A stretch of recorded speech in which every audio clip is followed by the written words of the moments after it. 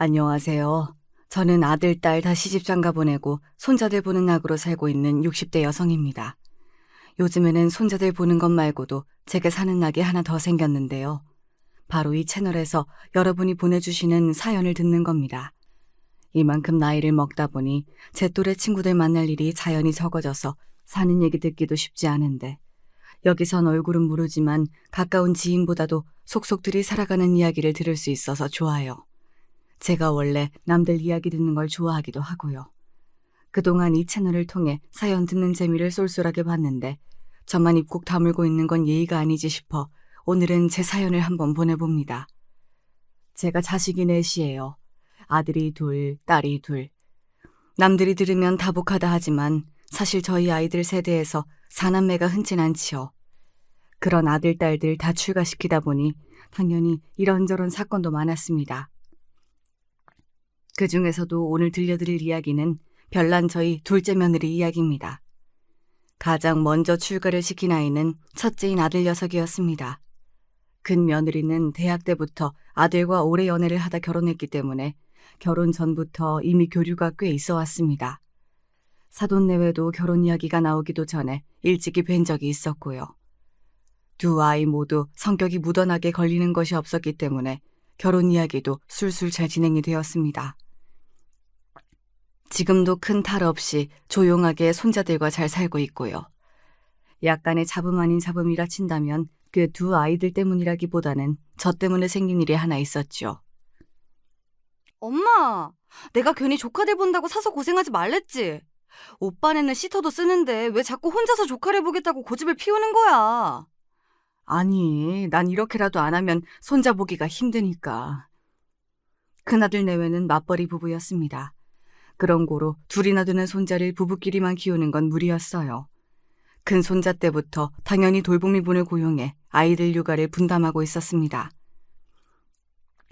그런데 저희 나이 때에는 지금처럼 돌보미분을 쓰는 게 그렇게 자연스러운 일은 아니었잖아요. 그러다 보니 큰아들 집에 돌보미분이 계시면 제가 그 집에 있는 게 편치만은 않더라고요. 어머님, 그렇게 불편하게 생각하지 않으셔도 돼요. 저희 아이 돌봐주시는 분, 저희 부부가 정말 심사숙고 끝에 결정한 정말 베테랑인 분이세요. 그분도 어머니 저희 집에 드나드신다고 불편해하지 않으실 거고요. 어머니 무릎 관절도 안 좋으시잖아요. 괜히 아이 본다고 오래 안아주고 그러시다가 몸 상하실까 걱정돼요. 그냥 눈으로만 예뻐해 주셔도 충분하니까 다음부터는 굳이 도우미분 보내시지 말고 그냥 오세요. 네? 제 딴에는 아들 내외를 돕겠다고 한 행동이었는데 그것 때문에 불어 저를 고생시켰다고 생각한 모양인지 아들 내외를 더 불편하게 만든 것 같아 미안했습니다. 내가 괜한 짓을 한 건가? 엄마 친구들 중에서는 은근히 손자 봐주시길 바라고 압박 넣는 자식들도 있다고 하길래 그런가 했더니 너희 오빠네는 불편했던 모양이야. 그거야. 애 봐줄 사람이 없는 집에서야 그렇겠지만 오빠네는 오빠도 그렇고 언니도 능력 있어서 전문가 쓰는데 굳이 엄마가 사서 고생할 필요가 없잖아. 그냥 단순하게 애 봐주는 사람이 아니라 전문적으로 육아 교육까지 이수한 프로 중에 프로들이야. 엄마가 생각하는 것처럼 그냥 털레털레 애 봐주러 온 사람들이 아니라니까? 그런 고급 인력들을 굳이 원치도 않은 외출까지 시켜가며 엄마가 대신 봐줄 이유가 없다고. 아이들 이야기를 듣다 보니 제가 너무 저희 세대 때 생각만 한 것 같기도 하더라고요. 아무렴 배운 것 많은 전문 인력이 손자들을 봐주시면 당연히 좋겠죠. 그렇게 생각을 정리하자 손자들의 주 양육자는 당연히 제 아들 내외이니 그 아이들 생각을 존중하는 게 옳은 거구나 하는 생각이 그때서야 확실하게 들었습니다. 이 또한 모자란 늙은이의 뒤늦은 깨달음이겠지요. 제 큰오빠 때 한바탕 소동을 겪은 후라 그런지 딸아이 둘은 시집가서 아이 낳으면서도 제게 손주 봐주겠다고 사서 고생할 생각은 꿈도 꾸지 말라며 단단히 일러두었습니다. 저도 나이를 먹었는지 이제는 딸들이 애 봐달라고 부탁을 하더라도 쉽게 받아들이기 어려울 것 같았습니다. 보고만 있어도 예뻐서 잠깐 안아주려고 해도 금세 팔이 아파왔거든요.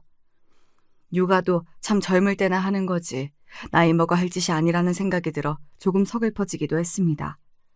그렇게 첫째인 아들과 둘째, 막내인 딸아이도 모두 제 짝을 찾아 어느새 귀여운 손자아이들의 부모가 되었습니다. 그런데 셋째인 아들 녀석은 좀처럼 결혼 얘기를 꺼내는 법이 없었습니다. 제 쪽에서 은근슬쩍 결혼 이야기를 먼저 꺼내어 보아도 때 되면 하겠지요 하는 식으로 가볍게 장난조로 넘어가기 일쑤였어요. 자식이 많다 보면 이런 녀석도 있고 저런 녀석도 있는 법이라 한동안 내버려 두었으나 아예 결혼 생각이 없는 건 아닌 것 같은데 30대 중반이 지나도록 여자친구 한번 제대로 소개하는 일이 없자 슬슬 걱정이 되기 시작했습니다. 예, 너희 오빠 누구 만난다는 소리 하나디? 작은 오빠? 작은 오빠야 늘 연애 끊이지 않고 했잖아. 그러면 뭐하니? 실속이 없는데. 보면 얘가 요즘 말하는 비혼? 뭐 이런 건 아닌 것 같은데 아무리 봐도 결혼 생각이 없는 것 같지는 않은데 왜 그 나이 먹도록 결혼할 사람이라며 데려오는 일이 없는 걸까? 엄마가 정 그렇게 걱정이 되면 내가 오빠 슬쩍 한번 떠볼까? 그렇게 막내딸 녀석을 슬쩍 염탐꾼으로 밀어넣었습니다. 그 결과 막내딸의 입을 통해 듣게 된 아들의 속내는 제가 예상하던 것과는 사뭇 달랐습니다. 엄마, 오빠가 지금 만나는 분이랑 결혼 생각이 아예 없는 건 아닌 것 같아. 왜? 지금 애인이랑 결혼하고 싶다고 해, 네 오빠가? 아니, 대놓고 그렇게 얘기하는 건 아닌데 뭔가 굉장히 신중하달까? 생각이 너무 많아서 오히려 쉽게 결정을 못하는 느낌을 받았어. 구체적으로 뭐라고 했는데? 나나 언니 오빠 결혼해서 아이 낳고 사는 걸 보니까 자식을 가진다는 게 정말 쉽게 결정할 일이 아니라는 생각이 든대. 당장 결혼하긴 힘들 것 같다면서 섣불리 결정할 문제는 절대 아니라고 정색을 하더라. 확실히 그냥 의례적으로 말하던 예전이랑은 느낌이 달라. 다들 하고 사니 그러려니 하지만 사실 결혼이라는 게 한 개인에게 있어서는 인생을 좌지우지할 수도 있는 중대사가 맞긴 하지요. 신중하게 접근하려고 하는 아들 뜻도 이해가 가지 않는 게 아니었습니다. 무엇보다 예전과는 달리 결혼을 쉽게 여기지 않는다는 것 자체가 결혼 문제에 진지하게 접근하고 있다는 뜻 아니겠어요? 그렇게 막내딸과 이야기를 나눈 지 한 달도 채 안 된 시점에서 갑자기 작은 아들이 결혼할 사람을 가족에게 소개시켜주겠다고 말했어요. 그동안이야 구체적으로 결혼 계획이 없었다지만 저희 마음이 확고한데 더 미룰 이유가 없어서요. 말은 안 했어도 다들 작은 아들은 결혼을 늦게 하지 않을까 생각했어요. 온 가족이 대놓고 묻진 못해도 의아해하는 걸 알았는지 아들은 딱 저렇게 간단한 한마디로 설명을 대신했습니다. 어찌됐든 제 가장 큰 고민거리였던 작은 아들의 결혼 문제가 해결될 기미를 보이고 있으니 기뻐해야 할 일이었지요. 그럼에도 불구하고 왠지 모르게 석연치 않은 기분이 가시질 않아 괜히 신경이 쓰였습니다. 그렇게 처음 만나게 된 우리 둘째 며느리는 정말 말수가 적은 아이였습니다. 아니, 좀 더 솔직히 말하자면 최대한 입을 여는 걸 자제하는 느낌이 강하게 들었습니다. 남편의 가족들을 처음 만나는 자리니까 긴장해서 그런 거라고 생각했는데 얘기를 나누면 나눌수록 말하는 것을 극도로 조심하는 것 같았어요. 마치 말실수를 최대한 피하려는 사람처럼 말이죠. 엄마, 우리 옳게 되실 분 말이야. 말을 엄청 아끼시는 것 같지 않았어? 너도 그렇게 생각했어? 나는 혹시 내가 예민하게 생각하는 건가 했는데. 우리한테 먼저 질문하거나 말 거는 일은 없고 엄마 아빠가 질문을 해도 정말 꼭 필요한 말만 하는데 어떻게 그런 생각을 안 하겠어. 확실히 저도 그런 느낌을 받긴 했는데 그게 또 저희를 일부러 멀리하려거나 그래서 그런 것 같진 않더라고요. 말은 아끼면서도 행동 하나하나가 너무 조심스러워서 그게 원래 성격 아닌가 싶기도 하고요. 큰며느리 말을 들어보니 또 그런가 싶기도 했습니다. 말수가 적다 뿐이지 행동이나 표정이나 조심하고 긴장한 티가 역력했습니다. 한편으로는 그렇게나 긴장하고 있는 제 예비 신부 곁에서 차분하게 다독이는 아들의 모습이 제법 한 여인의 남편처럼 느껴져서 기분이 묘했습니다. 어찌되었든 제가 보기에는 잘 어울리는 한 쌍이었어요. 무엇보다 저희 작은 아들에게 결혼을 결심하게 해준 고마운 처자이기도 했죠. 첫인사에서 극도로 말수가 적었던 건 생판 처음 보는 사람들을 무더기로 만나게 된 데에 대한 긴장감으로 넘어갈 수도 있는 일이었어요. 저희 입장에서야 온 가족이 똘똘 뭉쳐서 새 식구 될 사람 하나를 뜯어본 거지만 며느리 입장에서는 생전 처음 보는 아줌마를 시어머니랍시고 모셔야 할 입장이 되었으니 사실 아예 긴장이 되지 않으면 그것 또한 이상한 일이니까요. 물론 아이들을 셋이나 결혼시키면서도 상대방이 저런 성격인 적은 없었기에 겪은 바가 없어 조금 당황스럽긴 했으나 앞으로 제 아들과 결혼하게 되면 평생 보게 될 나이인데 천천히 친해질 시간이야 많다고 생각했습니다. 그렇게 저희 집에서는 암묵적으로 모두 결혼에 동의한 상태였고 자연스럽게 다음 단계인 양가 상견례 날짜가 잡혔습니다. 사돈내외를 뵙고서야 며느리 성격이 왜 저렇게 조심스러운지 조금은 짐작이 갔습니다. 사돈내외 두 분 전부 성격이 아주 조심스러우셨거든요. 부모님 두 분 다 저러셔서 아이가 그걸 닮은 건가 싶었죠. 내외가 모두 말씀이 많지가 않으셨습니다. 그러다 보니 자연스레 저희 쪽에서 대화를 주도하는 형국이 되었습니다. 처음 만나는 사람과 대화하는 걸 꺼리는 편은 아니나 그렇다고 말주변이 뛰어난 것도 아닌 제 입장에서는 조금 힘들더라고요. 집에 돌아오자마자 곧장 뻗어버릴 정도로 제가 그간 겪었던 4번의 상견례 중 가장 고단한 자리였습니다. 그렇다고 사돈댁에 뭔가 트집 잡을 만한 문제가 있는 것은 또 아니었어요. 말수가 적다 뿐이지 사돈내외 두 분 모두 교양 있고 점잖으신 분이었습니다. 예의도 아주 바르셨어요. 오히려 저희 부부에게 조금 저자세인 것은 아닌가 싶을 정도로 시종일관 겸손한 태도를 보이셨습니다. 그 모습이 꼭 며느리와 닮아 있었죠. 이윽고 양가 합의하에 결혼 날짜가 잡히자 정말 하나 남은 우리 아들이 결혼을 하는구나 실감이 났습니다. 아들, 이제 정말 며칠 안 남았네. 가장이 되는 소감이 어때? 소감이랄 게 있나요? 그저 제가 잘해야죠. 그 사람한테도 잘하고 어머니 아버지 걱정 안 하시게 잘하고. 예상은 했지만 생각보다 더 무거운 것 같아요. 새로운 가정을 일구는 건데 무겁지 않으면 더 이상한 거겠지. 부디 새아가랑 오순도순 무탈하게만 살아준다면 이 엄마는 더 바랄 게 없어. 제 간절한 바람에 설핏 웃는 아들 얼굴이 마냥 밝지만은 않아 보여 생각보다 결혼으로 인해 아들이 느끼고 있는 압박감이 상당한가 보다 싶었습니다. 결혼을 목전에 두고 오만 가지 생각이 다 떠오를 시기이니 그럴 만도 하지 생각했는데 지금 생각해보면 아들 마음은 그보다 훨씬 무거운 것이 아니었겠나 싶은 생각도 드네요. 그런 아들의 무거운 마음을 진작 나눠둘 수 있었다면 얼마나 좋았을까 뒤늦게 안타까운 마음이 들었습니다. 그렇게 며느리는 저희 가족이 되었습니다. 처음에 워낙 저희 식구들에게 조심스러워서 결혼 후에 혹시 먼저 저희에게 거리를 두는 것은 아닐까 미리 걱정한 적도 있었으나 며느리는 집안 행사는 물론이거니와 별일이 없을 때에도 꼬박꼬박 저희 집을 방문했습니다. 비록 여전히 말수는 적었지만 며느리가 저희 식구들과 잘 지내고 싶어 한다는 것만은 확실하게 알 수 있었어요. 곁에 두고 보며 직접 겪은 우리 둘째 며느리는 참 순한 아이였습니다. 말수가 적은 와중에도 큰 소리 한 번 내는 일이 없었고 태도는 소극적이었으나 항상 희미하게 웃는 낯을 유지했습니다. 원체 양순하고 차분한 아이이다 보니 저러다 혹시 억울한 일을 겪고도 화라도 제대로 낼 줄 아는 건지 걱정될 정도였어요. 앞으로 세상 살다 보면 원하지 않아도 싸워야 할 일이 부지기수일 텐데 저 여린 성정으로 이 험한 세상을 어찌 살아갈지 물가에 어린아이 내놓은 심정이었습니다. 물론 저희 아들은 곧 죽어도 제 할 말은 하는 성품이니 그래도 두 아이의 장단점이 조화롭게 어우러지지 않을까 하는 기대도 있었습니다. 결혼한 지 얼마 되지 않아서이기도 했겠지만 아들과 며느리는 사이도 아주 좋았습니다. 아들 녀석이 성격이 시원시원한 대신 섬세함이 다소 부족해서 자기도 모르게 식구들의 기분을 상하게 하는 일도 종종 있었는데 며느리한테만큼은 언행을 각별히 조심하는 아들 모습을 보면서 그래도 제 여자에게는 살뜰한 구석이 있는 녀석이었구나 싶었습니다. 아가, 확실히 너 만나고 나서 성찬이가 배려심이 많아진 것 같아. 좋은 사람이 좋은 사람을 만든다더니 너를 만나서 성찬이도 더 좋은 사람이 되어가나 봐. 아니에요. 성찬 씨가 좋은 사람이어서 저도 더 좋은 사람이 되고 싶어요. 어쩌면 말도 저리 예쁘게 할까. 제 칭찬에 얼굴을 붉히면서도 제 남편에게 공을 돌리는 며느리 모습이 그리 예뻐 보일 수가 없었습니다.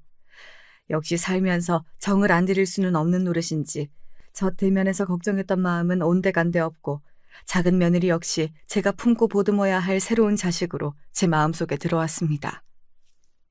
저뿐만 아니라 저희 식구들 모두 작은 며느리와 원만한 관계를 유지했습니다. 부침성이 좋은 딸아이들은 물론이거니와 혹여 동서 간에 갈등이 생기진 않을까 염려했던 큰 며느리와도 잘 지냈습니다. 물론 저희 큰 며느리가 아래 동서 들어왔다고 괴롭힐 아이는 아닙니다. 하지만 워낙 처음에 말수가 극도로 적었던 작은 며느리였다 보니 두 아이 사이가 서먹해지진 않을까 걱정이 되었거든요. 새 사람 맞이하고 네 입장에선 동서가 들어온 거니 너로서도 쉬운 관계는 아니었을 텐데 그럼에도 불구하고 너희 둘이 이리 잘 지내주니 내가 항상 너한테 참 고맙다. 어머니도 참 별 말씀을 다 하세요. 동서가 워낙에 사람이 순하잖아요. 너무 순하니까 어디 가서 억울한 일 당하지는 않을까 솔직히 걱정도 되고 꼭 어린 동생 보는 것처럼 신경이 쓰여요. 뭐라도 하나 더 챙겨주고 싶기도 하고.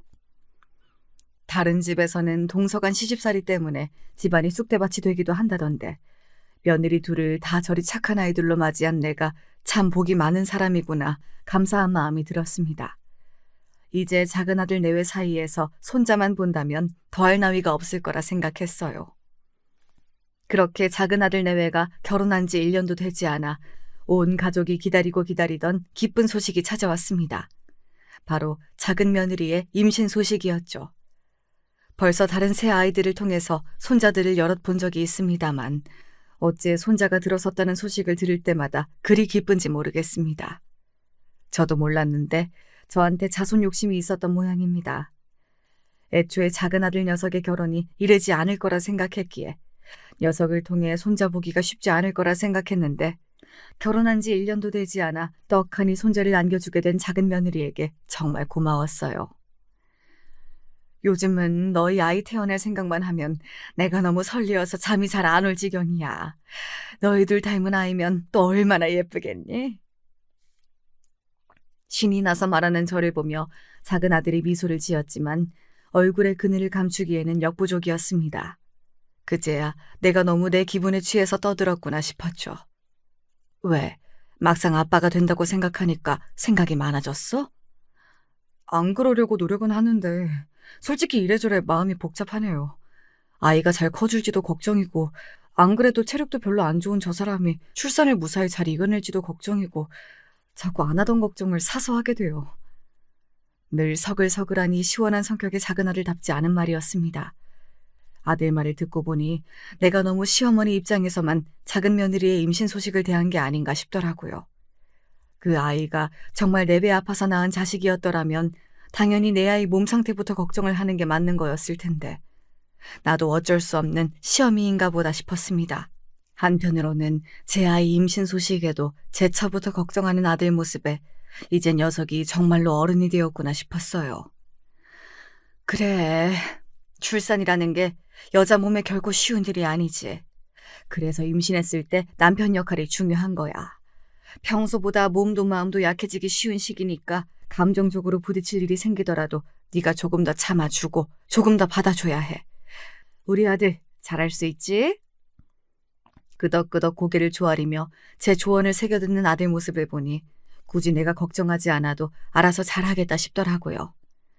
저 역시 며느리가 어디 한 군데 상하는 곳 없이 건강하고 무사히 손자를 출산해주기만을 바랐습니다. 그러나 저의 이런 바람에도 불구하고 작은 며느리의 임신 기간은 결코 수월하지가 못했던 모양입니다. 작은 아들의 심기가 극도로 날카로워진 건 역시 작은 며느리의 상태가 썩 좋지 못했기 때문이겠지요. 가족 모임이 있을 때마다 단 한 번도 빠진 적이 없었던 작은 며느리가 임신 이후부터는 아예 저희 집에 발길을 끊고 말았습니다. 민정이가 아이 들어서고부터 건강이 그렇게 좋지 못해요. 오늘도 자기는 저랑 같이 오고 싶어 했는데 제가 뜯어 말려서 집에 눕혀놓고 왔어요. 형이나 누나 동생 다 이미 출산한 적이 있으니 제가 이러는 게 너무 유난스러워 보일 수도 있다는 건 알지만 그래도 혹시 모를 위험은 미리 방지하고 싶어요. 아이 가진 동안에는 그 사람 어지간하면 외출시키지 않을 생각이에요. 다들 이해해 주세요. 온 가족이 모인 자리에서 가족들에게 대놓고 양해를 구하는 작은 아들을 보면서 작은 며느리 입덧이 많이 심한가 싶어 걱정이었습니다. 임신 초반부터 저리 고생을 하면 아직 아이 낳을 때까지 한참인데 그 약한 아이가 제대로 견뎌낼 수 있을까 싶어 마음이 조마조마했어요. 예, 성찬아. 그러지 말고 엄마가 종종 민정이를 좀 들여다보면 어때? 물론 사부인께서도 신경을 많이 쓰시겠지만 너 출근해야 하니 종일 그 아이 곁에 있을 수도 없고 사부인 혼자서만 감당하시기엔 수고가 많으실 거야. 아니요, 엄마. 그러지 마세요. 어차피 민정이 집에 혼자 있을 때는 거의 잠만 자요. 의사 선생님도 그저 몸이나 마음이나 안정할 수 있도록 푹 쉬게 내버려 두는 게 가장 좋다고 하셨으니 그냥 그대로 두는 게 가장 좋을 거예요. 도움이 필요한 일이 생기면 제가 먼저 말씀드릴 테니까 지금은 그냥 계세요. 작은 아들은 내버려 두라고 했지만 아이 아픈 걸 뻔히 아는데 마냥 가만히 두는 것도 쉬운 일이 아니더라고요. 그래서 아이 좋아하는 음식을 좀 해다 주랴. 너무 걱정이 되어 그러는데 잘 때 잠깐 얼굴만 좀 보고 나오면 안 되겠느냐. 이래저래 아들에게 돌려 말해보았지만 아들은 그때마다 번번이 거절 의사를 밝혔습니다. 요새는 민정이 걱정돼서 잠도 잘 못 자겠어. 얼굴이라도 한번 보면 마음이 좀 놓이련만. 저 녀석이 저렇게 철통방어를 하니 원. 오빠가 너무 유난스럽게 구는 것 같긴 해도 결국 부부 둘 일인데 우리가 너무 간섭하는 것도 좀 그렇지. 나도 언니 얼굴 한번 봤으면 싶긴 한데. 아서라. 성찬이가 저렇게 대놓고 우리한테 뭐 하지 말라고 한 적이 있었어? 제 딴엔 제 처 생각한다고 그러는 건데 굳이 하지 말라는 일을 해서 긁어부스럼 만들 일 없지. 제 말대로 우리 도움이 필요하면 그땐 얘기를 하겠지. 저뿐만 아니라 출산 경험이 있는 딸들도 걱정되는 마음에 내심 작은 며느리를 잠깐이라도 봤으면 싶었지만 큰딸 말대로 아들 녀석이 저리 부탁을 했는데 제멋대로 굴 순 없는 노릇이었어요. 그래서 아이들에게 직접 이야기할 순 없으나 작은 며느리의 상태도 좀 듣고 혼자 임신해서 고생하는 딸아이 보느라 수고가 많으실 사부인께 안부 인사도 드릴 겸 오랜만에 사부인께 전화를 드렸습니다. 사부인, 민정이 때문에 고생이 많으시지요? 저도 가서 좀 거들고 싶은데 저희 아들이 사람이 너무 드나드는 게 오히려 민정이한테 스트레스가 될 수도 있다고 해서 제대로 돕지도 못했네요. 아유, 무슨 말씀을. 사부인께서 우리 민정이한테 얼마나 마음을 써주시는지 제가 모르지 않는데요. 그리고 사실 저도 처음 아이 가졌다고 했을 때 한 번 가본 것 말고는 아이들 집에 못 가봤어요. 이건 뜻밖의 소식이었어요. 저야 아무리 마음을 쓴다고 해도 결국엔 시어머니니까 그렇다 치더라도 친정어머니와의 만남도 극도로 자제한다는 건 좀 이상하지 않나요? 보통 산모가 스트레스가 많으면 당연히 의지가 되는 친정어머니에게 도움을 받는 것이 일반적이잖아요. 물론 산모와 친정어머니 간의 관계가 좋지 않다면 해당 사항이 없는 이야기겠으나 제가 알기로 작은 며느리와 사부인은 사이가 좋은 편이었습니다. 친정엄마인 사부인조차 최근엔 작은 며느리를 직접 보지 못했다는 걸 알게 되자 제 걱정은 더욱 커질 수밖에 없었습니다. 성찬아, 혹시 우리한테 미처 말하지 못한 문제가 있는 건 아니니? 그동안은 당사자인 너희 뜻 따르는 게 당연하다고 생각해서 물어보질 못했는데 사부인조차 민정이 본 지가 오래라고 하시니 내가 너무 걱정이 되어서 그래. 혹시나 도움 청할 일이 있다면 우리도 무슨 일이 있는 건진 알아야지, 응? 결국 걱정을 참지 못하고 아들을 불러앉혀 묻고 말았습니다. 아이가 생겼다는 것 자체는 기뻐하는 것 같았지만 며느리 임신 소식을 전한 이후부터 아들 표정이 썩 밝지 않다는 것도 늘 마음에 걸렸어요. 제가 작정하고 저를 붙잡고 묻자 아들은 어디까지 얘기를 해야 하나 난감해하는 것 같았습니다. 일단 어머니 걱정하시는 것처럼 민정이 몸이나 아이 몸에는 이상이 없어요. 다만 지금 민정이 상태가 많이 예민해요. 신체적인 이유보다는 정신적으로 에너지 소모가 큰 것 같아요. 가급적 혼자 쉬게 해달라고 말씀드렸던 것도 그런 이유고요. 제가 유난 떨고 있다는 건 저도 알아요. 그래서 가족들이 걱정하시는 것도 알고요. 하지만 정말 민정이나 아이는 건강하게 잘 지내고 있으니까 어머니도 걱정을 조금만 더 쉬고 기다려주세요. 대략적인 상황은 알게 되었지만 뭐 하나 시원하게 대답해주는 것 같지가 않았어요. 매사 시원시원한 아들 녀석과는 어울리지 않는 말이었습니다. 하지만 저들이 그렇다고 하는데 제가 강제로 문을 닫아 확인하겠다고 들 수도 없는 노릇이고 답답함이 해소되지 않았지만 어두운 아들 표정에 그저 그러마 하고 대답할 수밖에 없었습니다. 그렇게 며느리는 어느덧 임신 5개월 차를 넘기고 있었습니다. 아들이 곁에 있을 때 전화를 바꿔주어 짧게 안부 인사를 나눈 것 외에는 여전히 며느리를 직접 만날 수는 없었어요. 큰 며느리 임신 때에는 거의 아이를 제 옆에 끼고 있다시피 하며 이것저것 해먹였던 탓에 작은 며느리에게 해준 것이 너무 없어 송구스럽기 이를 데 없었습니다. 임신 5개월이면 어지간한 입덧은 이제 지났을 시기예요. 혹여 자는 아이를 깨울까 싶어 차마 전화도 걸지 못하고 문자로 며느리에게 먹고 싶은 게 있냐며 연락을 넣어두었어요. 그러자 2시간쯤 지나 며느리에게서 전화가 걸려왔습니다. 임신 이후 며느리가 혼자서 전화를 걸어온 건 처음이었어요. 그래, 아가. 뭐 먹고 싶은 거 있어? 어머니, 저 어머니가 해주신 고구마 줄기 볶음이 먹고 싶어요. 너무 오랜만에 작은 며느리에게 온 연락에 반가워서 연락을 받았더니 며느리 목소리에 물기가 서려 있었습니다. 목소리에 기운도 많이 빠져 있었어요. 얘가 지금 괜찮은 건가 덜컥 걱정이 들었습니다. 그래. 내가 지금 얼른 만들어서 가지고 갈게. 조금만 기다려. 그렇게 전화를 끊고는 부랴부랴 장을 받아 고구마 줄기 볶음이랑 평소 며느리가 잘 먹던 반찬까지 2개 더해서 급히 아들네로 향했습니다.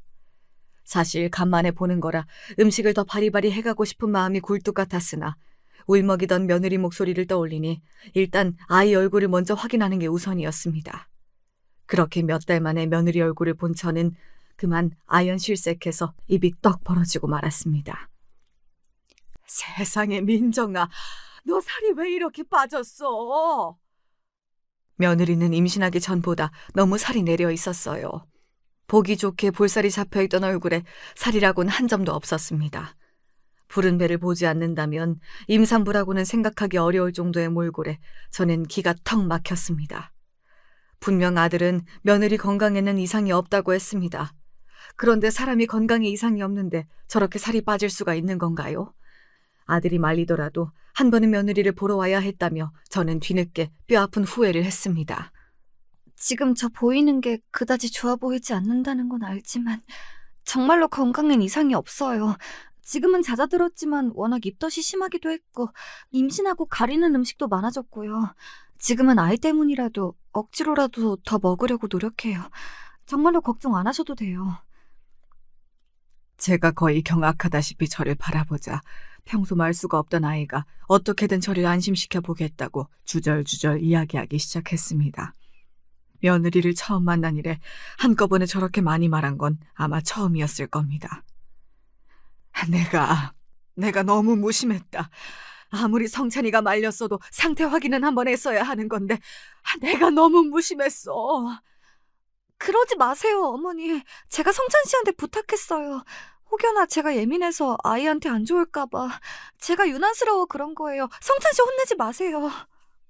저 때문에 혹시 제 남편이 꾸중 들을까 안절부절 못하는 며느리 걱정을 더해줄 순 없었습니다. 아이를 달래서 일단 밥부터 먹이기 시작했죠. 고구마 줄기 볶음이 먹고 싶다고 한 말이 정말이었는지 제법 양이 많았는데도 며느리는 반찬통을 바닥까지 싹싹 긁고 있었습니다. 그 모습을 보며 그래도 요즘 들어서 열심히 먹고 있다는 말이 사실인가 보다 싶어 아주 약간 마음이 놓였어요. 그 사이 아들 녀석이 일찍 퇴근에 들어왔습니다. 며느리 신신당부에 티내지 말아야지 마음 먹어놓고도 막상 아들 녀석을 보자 괘씸해 눈이 곱게 떠지지 않더군요. 뜻밖의 저를 본 아들 녀석도 많이 당황한 기색이었습니다. 너 아무리 제가 부탁을 했어도 그렇지 애 살이 저렇게 빠졌는데 어떻게 우리한테 한마디도 안 할 수가 있어? 죄송해요. 민정이가 걱정시키고 싶지 않다면서 하도 부탁을 해서 괜히 걱정거리 하나 더 늘리는 게 민정이한테 더 안 좋을 것 같아 그랬어요. 정말로 건강엔 이상이 없다고 병원에서도 확인했어요. 산모가 예민해서 심리적인 요인인 것 같다고. 저런 며느리 꼴을 가장 지척에서 지켜보았을 아들이 가장 마음고생을 했겠죠. 그 생각을 하니 더는 아들 녀석을 원망만 할 수도 없었습니다. 애 꼴을 보니 네가 뭘 걱정한 건지는 알겠어. 산모가 저리 예민하니 어떻게든 해달라는 건 다 들어주고 싶었겠지. 우리도 너희가 그렇게까지 조심하는데 억지로 끌어낼 생각은 없어. 다만 그래도 먹는 건 챙겨줘야겠다. 넌 민정이한테 먹고 싶은 거나 열심히 물어서 나한테 전해. 너희 신경 안 쓰이게 여기까지 안 찾아오고 너 불러다 들려보낼 테니까. 설마 그것까지 하지 말라는 건 아니지? 단호한 제 말에 아들 녀석도 더는 거절하지 못하더군요. 제 마음 같아서는 아예 며느리를 제 옆구리에 끼고 삼시세끼 해먹이고 싶었습니다만 그러면 며느리에게도 아이에게도 부담이 되겠죠. 그래도 여기까지 와서야 보다 구체적인 상황을 들을 수 있었다는 것에 만족하기로 했습니다. 그렇게 남은 임신 기간 동안 부지런히 음식을 해다 아들 손에 들려보냈습니다. 잘 먹어서 며느리도 제법 기운을 차린 건지 제 남편 옆에서 음식 잘 먹었다며 짧게 감사 인사를 하는 며느리 목소리에도 어느새 힘이 실려 있었어요. 저희 가족들은 그저 모두 무사히 출산해주기만을 기도하고 또 기도했습니다. 그렇게 또 불안하고 조마조마한 몇 달의 시간이 흘러 기다리던 소식이 찾아왔습니다. 아침 일찍 아들로부터 걸려온 전화에 울 것이 왔구나 싶었습니다. 새벽에 며느리가 출산을 했다는 소식이었어요. 건강한 딸아이였습니다. 세상에, 축하해 아들. 새벽이라도 전화를 하지 그랬어. 민정이는 괜찮아? 아이는 건강하고? 민정이도 아이도 다 건강해요. 건강하게 출산 잘했으니까 어머니 이제 걱정 마세요. 며느리 임신일에 가장 밝은 아들의 목소리였습니다. 저는 기쁨을 주체하지 못하고 온 가족에게 전화를 돌린 후 곧장 남편과 함께 병원을 찾았습니다. 아들 말처럼 아이는 아주 건강하게 태어났습니다. 제 엄마를 그리 고생을 시키더니 살짝 얄미운 기분이 들 뻔도 했으나 건강히 낳아준 것만으로도 손녀에게 얼마나 고맙던지요. 며느리도 출산 직후임을 고려해봤을 때 상태가 나쁘지 않았어요. 그간 아이를 위해 정말 열심히 먹은 모양인지 얼굴 살도 임신 이전 상태와 거의 비슷하게 돌아와 있었습니다. 민정아, 고생했다. 정말 고생했어. 너 일이 건강한 걸 보니 내가 얼마나 감사한지 모른다. 고맙다. 고마워. 연신 감사 인사를 전하는 저를 보는 아들 내외 얼굴이 훤했습니다. 임신 기간 동안 저희들도 얼마나 마음고생이 심했겠어요. 이제 힘든 시간들 다 지나갔으니 아들 내외와 손녀에게 좋은 일만 가득하리라 마음이 기쁨으로 벅차올랐습니다. 아이는 하루가 다르게 예쁘게 자랐습니다. 가족들도 간만에 보는 신생아에 다들 눈이 반짝반짝했죠. 마음만 같아서는 옆에 손녀를 끼고 키우고 싶었어요. 엄마, 행여나 또 엄마가 애 봐주겠다며 그러지 마라. 얘는 돌봐주시는 분도 계신데 나 이제 안 그래. 엄마도 학습 능력이라는 게 있다. 말한 대로 큰 며느리 때 제가 배운 게 있지 않습니까? 작은 아들네도 자기들이 생각한 육아 계획이라는 게 있을 텐데 또 큰아들 때처럼 생각 없이 끼어들어 아이들에게 괜한 스트레스를 줄 생각은 없었습니다. 벌써 몇 년이나 지난 일이라 저도 체력이 예전만 못하기도 했고요. 아이들 말처럼 그저 눈으로 예뻐하며 곁을 지켜봐 주기로 마음먹었죠. 아이가 아직 어려서 돌보미 분도 고생이 많으시겠어. 너희들이 어련히 알아서 잘하겠지만 그래도 홍삼이라도 안겨드리면서 말이라도 좀 더 살갑게 하고 그래. 아무리 돈 받고 하는 일이라지만 아이를 보는 일인데 부모가 정성을 보이면 우리 손녀한테도 더 잘해주고 싶지 않겠어? 그게 사실 며칠 전에 돌보미 분이 그만두셔서 다음 주부터 새 돌보미 분이 오시기로 했어요. 아니, 일하신 지 아직 한 달도 안 되지 않았어?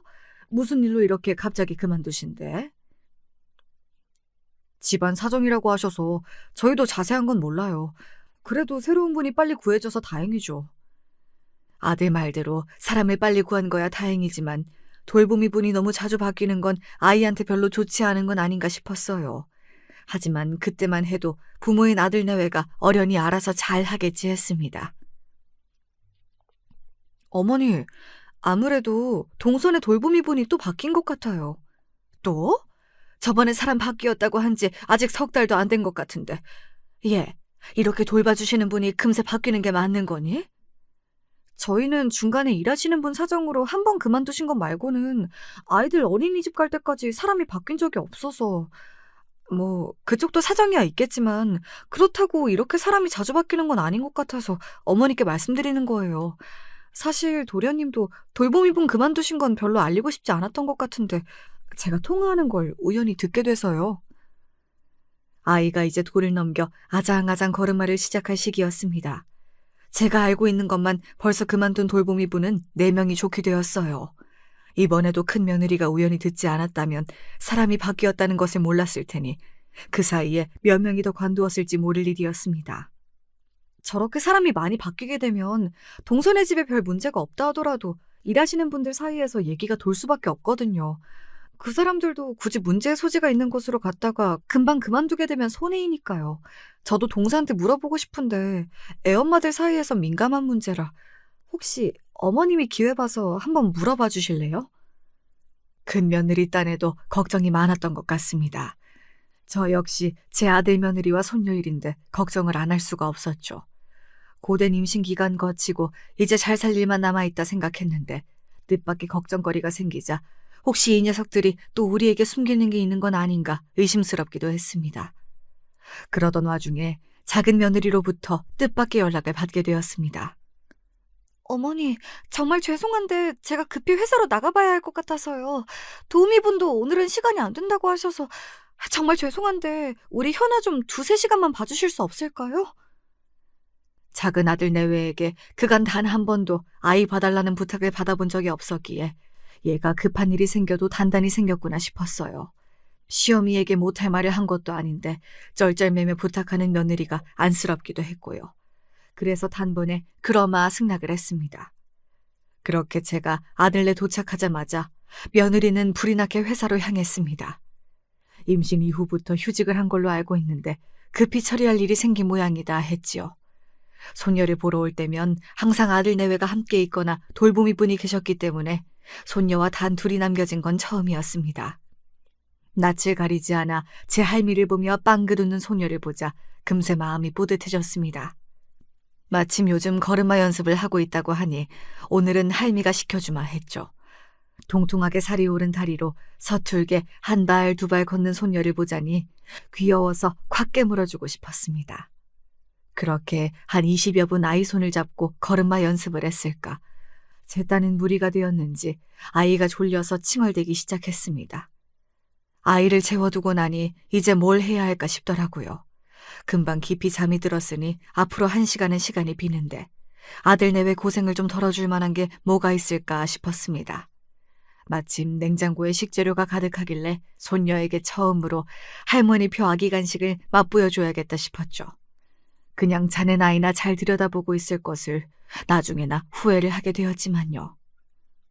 그렇게 20분쯤 열심히 음식을 만들고 있었을까 갑자기 콩 소리가 나더니 빽 손녀 울음소리가 들렸습니다.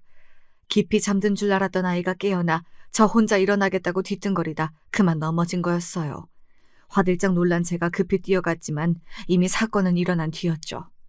하필이면 넘어진 방지 매트 바깥에서 넘어진 탓에 아이의 뽀얀 무릎에 멍이 지고 말았습니다. 그때 도어락 비밀번호를 누르는 소리가 들렸어요. 며느리가 돌아온 겁니다. 아이고 민정아, 내가 그만 보지를 못하고. 저를 믿고 처음으로 아이를 맡겼는데 아이 무릎이 까졌으니 입이 10개라도 할 말이 없는 상황이었어요. 이에 황급히 사과부터 하려고 하는데 제 딸을 보자마자 그만 며느리 눈이 횟가닥 뒤집혀버렸습니다. 며느리의 절규에 그만 제 혼이 쏙 빠져나갔습니다. 며느리의 모습은 그야말로 제정신이 아닌 것 같았습니다. 순식간에 제 쪽으로 달려온 며느리가 제 양쪽 어깨를 쥐어잡고 절 마구 흔들기 시작했습니다. 야, 너 뭐야? 뭔데 내 새끼 무릎을 이 지경으로 만들어? 너 내 뺏어가려고 온 거지? 내 잡아먹으려 온 거야. 이 찢어주겠년 감히 내 딸은 못 줘. 절대 못 줘! 제가 도대체 뭐 때문에 며느리한테서 손녀를 뺐느냐 말입니까? 며느리는 저를 알아보지도 못하는 것 같았습니다. 이성을 잃은 며느리 눈을 보며 그대로 굳어버린 제가 느낀 감정은 선명한 공포였습니다. 그때 열린 현관문을 박차고 아들이 뛰어들어왔습니다. 민정아, 정신 차려! 아들이 제 아내를 제게서 떼어내는 동안에도 저는 정신을 못 차리고 있었습니다. 옆에서는 제 엄마 소리치는 모습에 더 놀라버린 손녀가 숨이 꺽꺽 넘어가도록 울고 있었습니다. 놀라서 손이 벌벌 떨리는 와중에도 품에 손녀를 꼭 껴안았어요. 제 남편에게 방으로 끌려 들어가면서도 며느리가 제게 저주의 말을 퍼부었습니다. 놔! 정윤이 내 새끼 훔쳐가려고 하잖아! 너도 한패지! 당장 놓지 못해! 대체 이게 무슨 일이란 말입니까? 며느리의 저 이성 잃은 모습은 또 뭐고요?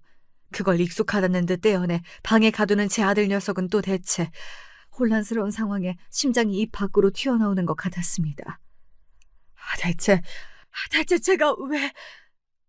어머니, 제 아내를 방에 가두고 나온 아들의 얼굴이 사색이 되어 있었습니다. 와중에도 방문을 두드리며 며느리가 악을 쓰고 있었어요. 현아, 내가 데리고 갈게. 제 말에 아들이 차마 말을 잇지 못했습니다. 설명은 일단 나중에 듣고 오늘은 나 여기 현아 못 두겠다. 오늘은 내가 현아 데리고 갈게. 겨우 그 말만을 남기고 소녀를 꽉 안고 급히 그 집을 빠져나왔어요. 도저히 그 상태의 며느리가 있는 집에 소녀를 두고 올 수가 없었으니까요. 소녀 봐주겠다며 신나서 나간 제가 사색이 되어 소녀를 끌어안고 들어오자 남편이 놀라 자빠지려고 했습니다. 자초지종을 캐무는 남편에게 아무런 말도 할 수 없었어요. 그렇게 2시간쯤 지났을까 작은 아들이 집으로 찾아왔습니다. 조현병이에요. 거두절미하고 본론부터 들어가는 아들 말에 저와 남편이 기절초풍했습니다. 정신병에 익숙하지 않은 저희 세대입니다만 조현병을 모를 수는 없었죠. 거기다 유전 가능성도 있다는 얘기를 얼핏 들은 것 같았습니다. 현아는 괜찮대? 현아는 멀쩡해요. 신생아 검사 결과 깨끗했어요. 조현병이라니 이게 대체 무슨 소리야? 대경실색하여 소리치는 남편에게 더듬더듬 아까의 일을 설명했습니다. 제가 말을 이을수록 남편 얼굴에 분노가 차오르기 시작했어요.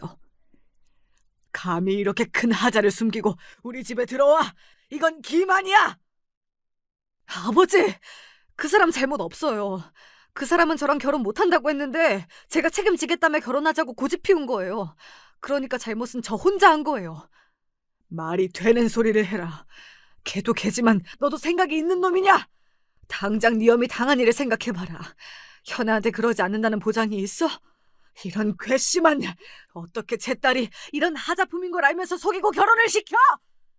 아버지 제발, 하자품이란 말씀은 시끄럽다! 잔말 말고 당장 이혼할 준비나 해! 화를 참지 못하고 난리를 치는 남편과 작은 아들을 뜯어말리느라 진이 다 빠졌습니다. 저 역시 며느리와 아들, 사돈내외에게 배신감이 느껴졌으나 대번에 이혼을 입에 담는 남편 때문에 놀라 쉽게 입을 열 수가 없었습니다. 간신히 남편을 진정시켜 방으로 들여보내고 잔뜩 풀이 죽은 작은 아들과 마주 앉았습니다. 너희 아버지 저러시는 거 나는 이해한다. 어떻게 이렇게 중요한 문제를 입 싹 닫고 있을 수가 있어. 죄송해요. 눈물을 뚝뚝 떨구며 아들이 한 설명은 이랬습니다. 연애를 시작하기 전부터 며느리는 제게 조현병이 있어 약물 치료를 하고 있음을 분명히 밝히며 거절 의사를 밝혔다고 합니다. 그래도 며느리를 포기 못한 아들 녀석 때문에 지금에 이르게 된 거죠. 아이를 가지기 전까지는 약물만으로 충분히 조절이 가능했기에 문제 생길 일이 없었다고 합니다. 그러다 임신과 함께 약물 복용을 중단하면서 문제가 시작된 거죠. 약을 몇 달이나 먹지 못하니까 상태가 나빠지더라고요. 항상 누군가 자기한테서 아이를 빼앗으려 한다는 망상에 시달리기도 했고요. 아이 낳자마자 바로 약물 치료를 다시 시작해야 했는데 갑자기 아이 수유를 해야 한다며 약물 복용을 거부하더라고요. 그간 약을 안 먹어서 감정 조절이 안 되는 것 같았어요. 그래도 제가 보는 앞에서 꼬박꼬박 약을 먹였는데 며칠간 그걸 뱉어내고 있는 줄은 몰랐어요. 그제야 모든 상황이 이해가 갔습니다. 며느리는 말수가 적은 게 아니라 혹여 제 실수로 병력이 드러날까 싶어 늘 긴장하고 있었던 거예요. 사돈내외 역시 마찬가지였겠죠. 어머니, 저 그 사람이랑 이혼 못해요. 이럴 상황까지 예상했으면서도 결혼 밀어붙인 건 저예요, 어머니. 제발 도와주세요. 어릴 때도 좀처럼 소리내어 우는 법이 없던 아들이 오열하는 모습에 억장이 무너지는 것 같았습니다. 그날 저녁 며느리와 사돈내외가 저희 집에 찾아와 무릎을 꿇었습니다. 어머니 죄송해요. 제가 어떻게 어머니에게 그런... 죄송해요, 어머니. 사돈댁이 전부 엎드려 빌고 있음에도 남편 반응은 싸늘했습니다. 듣기 싫다. 사돈도 정말 이러시는 거 아닙니다. 제 자식이면 이런 사람이랑 결혼시키셨겠습니까? 어떻게 같은 자식 키운다는 사람들이... 잘못했습니다. 저희가 잘못했습니다. 다 저희 잘못입니다. 부디 불쌍한 저희 딸은, 가여운 저희 딸만큼은 제발 내치지 말아주세요. 온 거실이 눈물바다가 되었습니다. 차마 그 모습을 더 지켜보지 못하고 남편이 방으로 들어가자 그 자리에서 그만 혼절할 것 같았습니다. 그간 저희 가족을 감쪽같이 속였다 생각하자 며느리가 괘씸하기 짝이 없었으나 내 아들의 아내였고 내 손녀의 엄마였습니다. 결혼 생활 내내 사실이 밝혀질까 전전긍긍했을 걸 생각하면 그 와중에도 안타까운 마음이 들었어요. 어찌되었든 제가 그 아이에게 이미 정을 너무 많이 주었습니다. 제 딴엔 얼마나 마음고생을 했을지 임신 기간 중 피골이 상접했던 며느리 모습도 떠올랐어요. 그걸 다 알고도 차마 저 아이를 내칠 수가 없었습니다. 솔직히 사돈 내외와 네가 괘씸하지 않다고 하면 거짓말이겠지. 하지만 그간 네가 우리에게 보여준 정성까지 거짓이라고 생각하고 싶진 않아. 정말로 네가 우리 가족과 함께하길 원한다면 다부진 각오를 보여줘야 할 게다. 오늘 같은 일이 두 번 다시 일어나선 안 돼. 그때는 나도 더 이상 너희 부부를 지지하지 않을 거야. 그리고 너희 아버지 설득은 너희가 해결할 문제다. 나도 할 말이 없는데 내가 무슨 수로 저 사람을 설득하겠니? 네, 어머니! 저 정말 치료 열심히 받을게요. 다시는 오늘 같은 일 생기지 않을 거예요. 저 정말로 잘할게요. 다시는 어머님 속이지 않을게요. 엉엉 울며 엎드려 비는 아들 내외를 보며 앞으로 저것들 사는 날들이 순탄치가 않을 것 같아 마음이 미어지는 것 같았습니다. 쫓아내도 모자랄 판에 며느리 역성을 들었다며 남편이 길길이 날뛰었지만 손녀 현아가 있는데 남편이라고 언제까지 버틸 수만은 없었죠. 결국 아들 내외가 주치의까지 동원해 약물 복용만 꾸준히 하면 일상생활이 가능하다는 점과 현아의 발병 가능성이 0에 가깝다는 것까지 직접 확인하고 나서야 마지못해 며느리를 받아주었습니다. 며느리는 약속을 지켰어요. 한 번 큰일을 치른 다음이라 그런지 며느리의 치료 의지가 어느 때보다 강했습니다. 며느리의 조현병 소식에 한동안 가족들과의 사이가 서먹했으나 백방으로 노력하는 며느리 모습에 결국 다들 마음을 열 수밖에 없었어요. 어찌되었든 천성이 고운 아이라는 건 다들 알고 있었으니까요. 저 역시 처음에 받은 충격은 이루 말할 수 없으나 정이라는 게 참 무서운 거더라고요. 열심히 치료받으며 아들 손녀와 무탈하게 살아주는 며느리 모습에 그만 저도 마음을 열었습니다. 평생 볼 일 없을 거라 했던 조현병 환자를 제 자식으로 품고 살게 될 줄 누가 알았겠어요. 그저 병이 악화될 일 없이 오래오래 우리 곁에 건강히 함께 해주기만을 바라고 또 바랄 뿐입니다. 세상에 참 별일이 다 있죠? 믿으실지 모르겠지만 이런 와중에도 저희도 남들 사는 것과 다를 바 없이 평범하게 잘 지내고 있어요. 세상에는 이렇게 사는 사람들도 있답니다. 여러분들도 남들에게 이야기하기 힘든 가정 상황 하나씩은 안고 사시겠죠. 그런 분들께 저희 이야기가 조금은 위안이 되셨으면 합니다. 제 사연은 여기까지입니다. 들어주신 여러분들 감사합니다.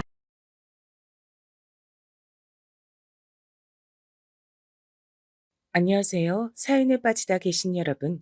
저는 나이가 어느새 지긋하게 들어가고 있는 여자입니다. 저는 자연 경치 하나만은 아주 끝내주는 아담한 마을에서 태어났습니다. 지금도 눈을 감으면 그때의 바닷가 풍경, 오염 하나 없이 시원하게 굽이치던 파도의 색깔, 푸르른 산과 속이 뻥 뚫리는 것 같은 들판, 이런 것들이 선명하게 떠오릅니다. 멋들어진 자연 풍경 가운데 제 친정 식구들은 보기만 해도 조마조마해지는 초가집에서 살았습니다. 제 밑으로 동생이 넷이었습니다. 그리고 전 장녀였어요. 사실은 원래 제 위로 오빠가 하나 있었습니다. 누가 그렇게 하라고 가르친 것도 아닌데 바로 아래의 남동생이 절 언제부턴가 누이 시끄럽게 불러댔듯이 전 오빠를 향해 어려서 짧았던 혀로 열심히 오라비 오라비 하면서 따라다녔습니다. 그런데 아주 어린 나이에 오빠는 열병을 얻어서 짧은 생을 마감하고 말았어요. 그날부로 6남매, 5남매가 됐습니다. 장남의 무게는 고스란히 장녀인 제가 떠안게 됐죠. 오빠가 허무하게 떠나버린 이후로 친정 부모님께선 무척 깊은 상심에 빠져 쉽사리 헤어나오지 못했고 5년 정도가 지나서야 예전의 모습을 되찾으셨을 정도였습니다. 그러는 동안 저는 책임감의 무게를 익히고 있었죠. 부모님께선 가지신 게 없었습니다. 농사를 지을 땅도 빌려서 농사를 지을 지식도 아무것도 없었어요. 그나마 아버지께서 어디 공장에서 그나마 발을 붙이고 계셨기에 식구들이 먹고 살았습니다. 제가 알기론 원래 아버지께서 바다 일을 하려고 하셨다고 들은 바 있었는데 그것도 아무나 하는 게 아니었던 건가 봅니다.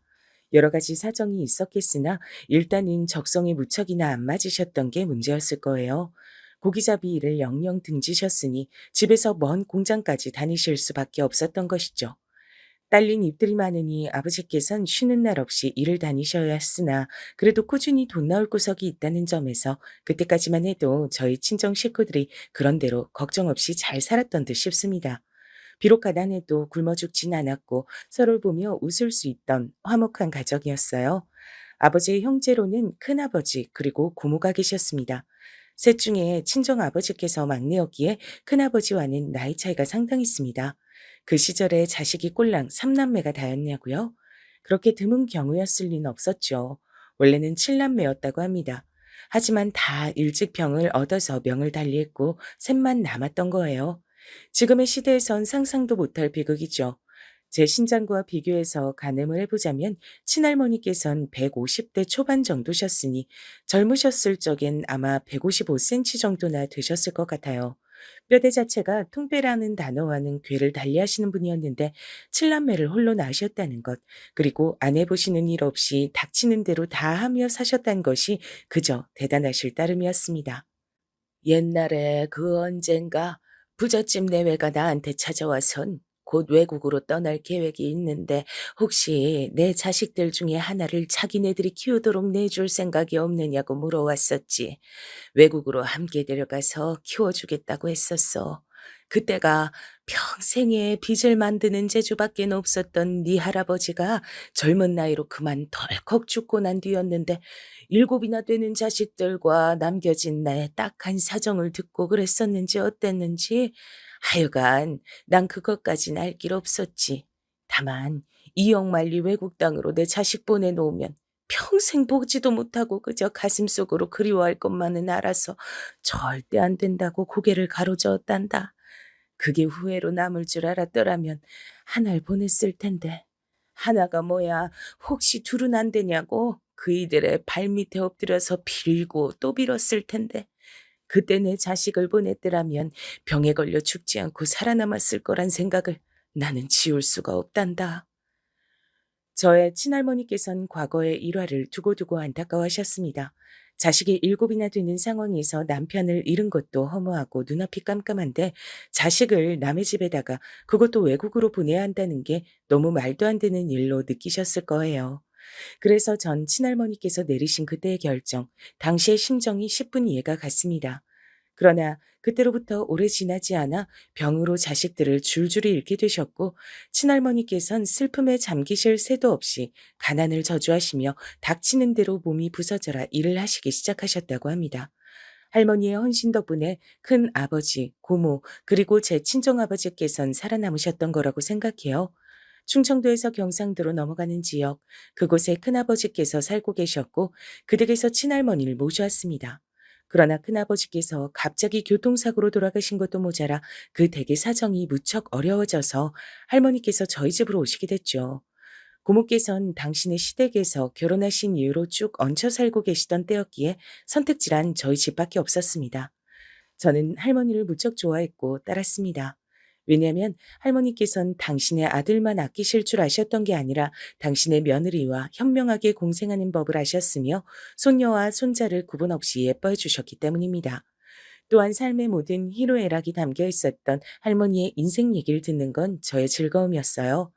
할머니께선 한쪽 볼에 혹 비스무리한 걸 달고 계셨는데 저와 동생들은 그것을 두고 이야기 주머니라고 불렀습니다. 가난한 살림, 언뜻 보기엔 언제 무너져도 이상하지 않을 초라한 초가집. 그곳에 식구 하나가 더 늘었으나 이것을 두고 저희는 모두 집안의 온기가 늘었다고 여겼을 뿐이었습니다. 그러니 가난해도 화목하고 행복했다고 할 수 있는 것이겠죠. 애석하게도 이런 일상은 썩 그리 오래가지 못했습니다. 아버지께서 몸담으셨던 공장을 모종의 이유로 그만두셔야 했기 때문입니다. 그리 좋은 과정을 거쳐 벌어진 일은 아닌 듯 싶었어요. 엄마의 얼굴엔 전에 없이 수심이 가득했습니다. 할머니의 눈길을 피해 부모님께선 집 밖으로 나가서 다투시기도 했죠. 장녀인 저는 그것을 다 알고 있었지만요. 아버지께선 아무 일이나 할 수 없다는 말씀을 한동안 입에 달고 사셨고 엄마께선 지인들에게 사정사정을 하셔서 장사판을 그들과 함께 돌며 일손을 돕고 일당을 받는 식으로 일을 시작하셨습니다. 엄마께서 식구들을 먹여 살리기 위해 거의 하루 종일 밖에 계시자 자연스레 할머니께서 모든 집안 살림을 맡게 되셨어요. 사실 할머니께서 계셨기 때문에 엄마께서 애초에 그런 결단을 내리시는 게 가능했던 듯 싶네요. 아버지께서는 자존심이 상하셨는지 없는 살림에도 술을 그렇게 찾아서 드시기 시작했습니다. 불행의 근원은 다른 데 있지 않습니다. 술이라는 한 글자, 그것에도 한 가정이 무너져 내릴 수 있으니까요. 거의 술에 취해 계셨던 그 시기에 친정아버지께선 인생의 의미조차 모르신 채 하루하루를 되는 대로 사셨습니다. 할머니께서 속상하여 어쩔 줄 모르셨죠. 사춘기로 접어들고 있었던 전 좁은 집에서 그런 풍경만 보고 있는 게 너무 갑갑하여 밖을 나돌기 시작했어요. 제 남동생도 마찬가지였는데 하루 종일 자기 친구들과 밖에서 놀았습니다. 동생들만 있던 전 동네 언니들을 선망 어린 눈으로 바라보며 따라다니기 시작했는데요.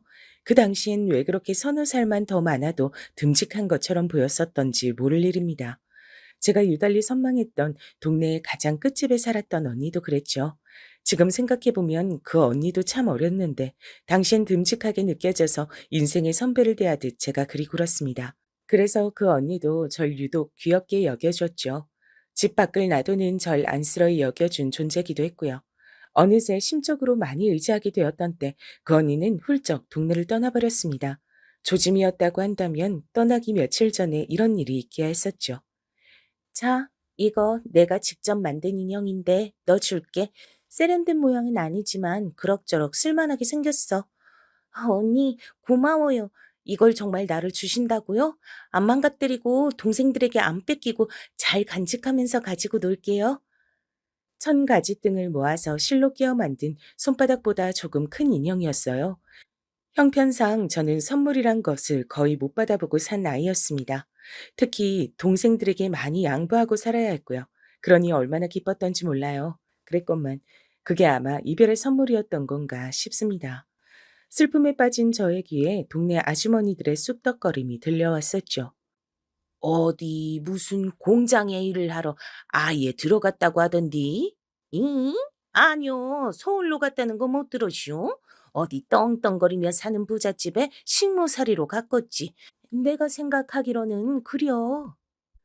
당시에는 가난 속에서 빠져 죽으려고 하다가 공장 혹은 식물서리의 표지판을 향해 죽도록 헤엄쳐가는 소녀들이 태반이었습니다. 그 언니도 그 중에 하나였던 거예요.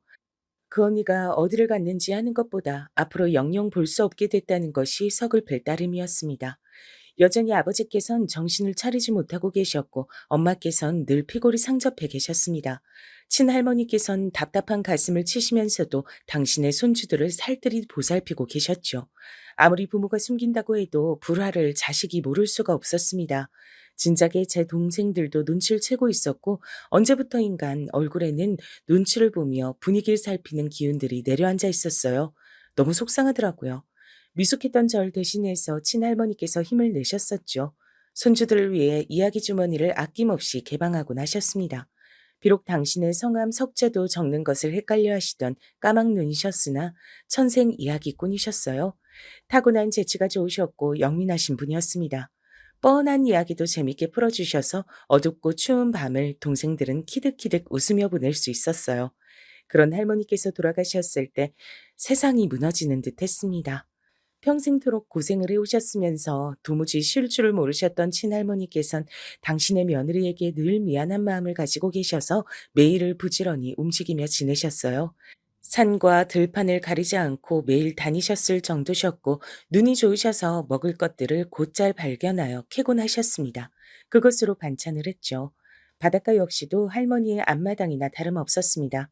그러셨던 분인데 갑자기 거동이 불편하다 하시며 자리에 누우셨던 거예요. 하루아침에 말입니다. 그때까지만 해도 다들 심각하게 여기지 않았어요. 친할머니 당신께서도 이틀 뒤면 혹은 사흘 뒤면 훌훌 털고 일어날 것이다 하셨으니까요. 그러나 쓰러져 누우신 지 닷새나 됐을까 하던 날의 밤이었습니다.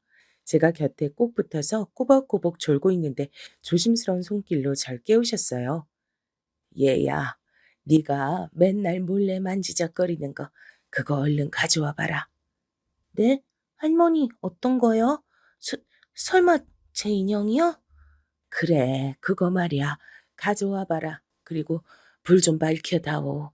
다들 곤히 잠들어서 불 하나 켠다고 해도 아무도 안 깨. 영문을 모르는 상태에서도 전 동네 언니에게서 받았던 인형을 챙겨왔으며 할머니와 가까이에서 초 하나를 밝혔습니다. 몰래 애지중지했던 제 인형을 할머니께서 어찌하셨던 건지 그것이 신기했네요. 그 어둑한 좁은 방구석, 동생들이 한데 뒤엉켜서 곤히 잠들었던 곳에서 할머니께선 실과 바늘로 야무진 솜씨를 발휘하셨습니다. 저보다도 눈이 좋으셨던 건가 봐요. 지금 그때를 회상해 보면 어쩜 제 인형을 뚝딱 수선해 주셨던 건지 너무너무 신기합니다. 할머니께선 가위로 당신의 옷자락을 조금 잘라내어 인형을 튼튼하게 보수해 주셨어요. 그리곤 됐다고 하시며 빙그레 미소를 지으셨죠. 그게 전부였습니다.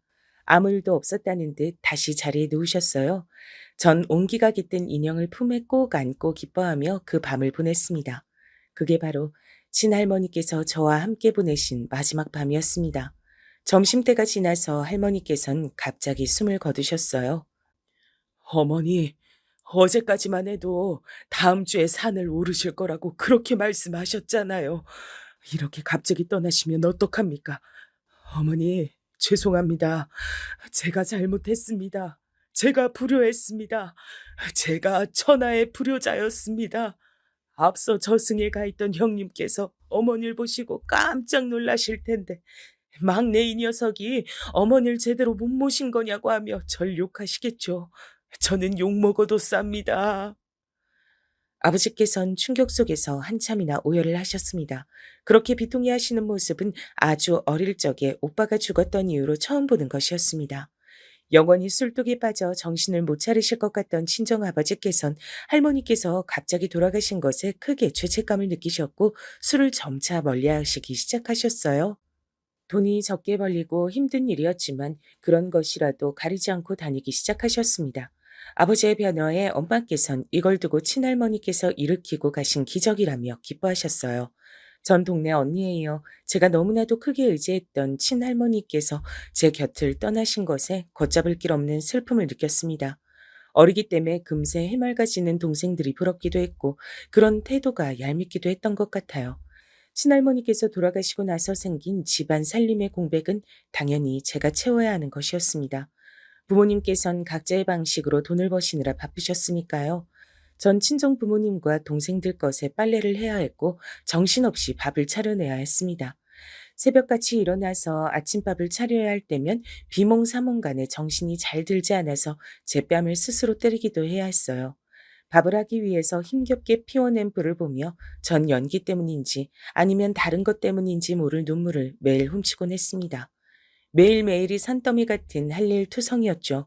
그러나 불평, 불만 한마디 내뱉지 않고 모든 것을 묵묵히 해냈다는 게 지금에 와선 너무나도 신기할 정도입니다. 저 스스로도 믿기지가 않아요. 어떻게 그때 군소리 한 번 내지 않고 견딜 수 있었던 건지 모르겠네요.